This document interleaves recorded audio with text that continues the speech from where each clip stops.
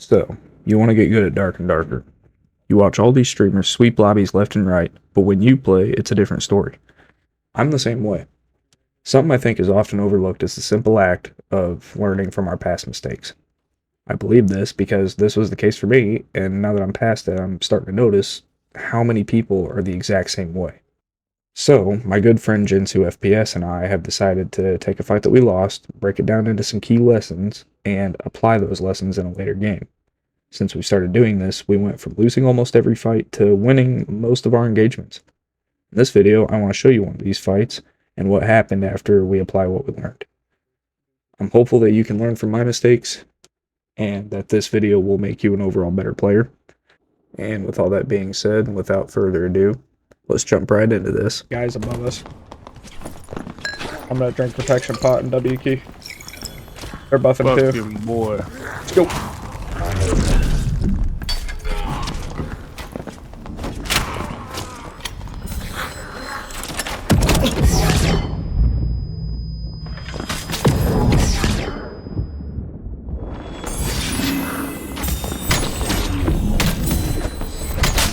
Where you at? Where you at? I'm right behind you, bro.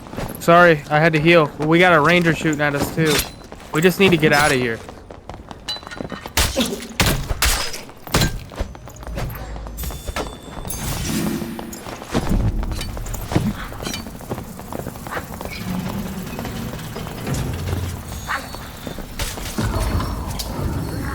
Oh, I got killed by a fucking goblin.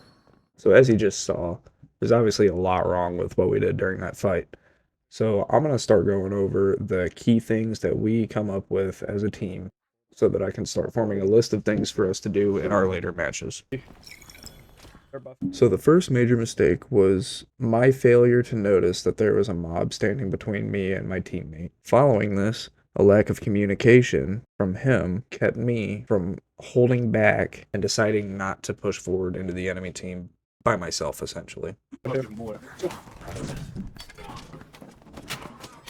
So right here I noticed he wasn't with me, but for whatever reason I decided to keep going anyway.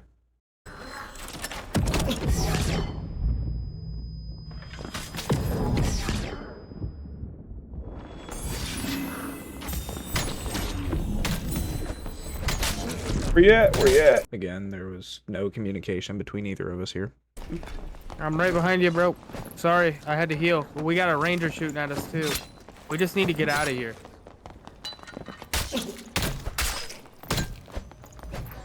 So in this moment, I was not paying attention to my HP at all, nor was I paying attention to what was going on around me.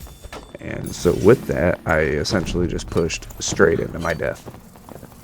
So the key things we took from this fight, essentially, is communication, situational awareness, and following each other's plays. So in this next fight, you'll see how we actually applied those things and how that worked out for us. Yep, there's a bard. Yeah, I'm gonna poke at him and see what happens. Yep. Tell me if you need me. Hey bro, get out of here with that game shit. Why you doing that while I'm in? You wanna bounce? I'm just gonna fucking W key, I think. It's a warlock. Well, they got that bard buffing though, bro. They're gonna pull that hydra and they're gonna fucking stick you right there. Yep, there it is, right there. Alright, you ready to W key? Yeah. I blocked his blow of corruption. Alright.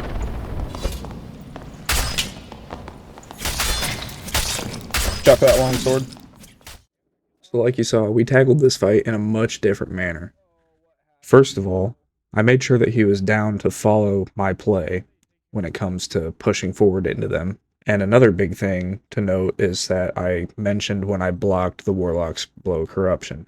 That told him that he was safe from the majority of their burst damage, and that allowed him to make the decision to go all in, which in turn won us the fight. As small as these things may seem, it really does make a massive impact. So anyways, that's all I got for you. Hopefully you enjoyed the video, and I'm really hoping you learned something.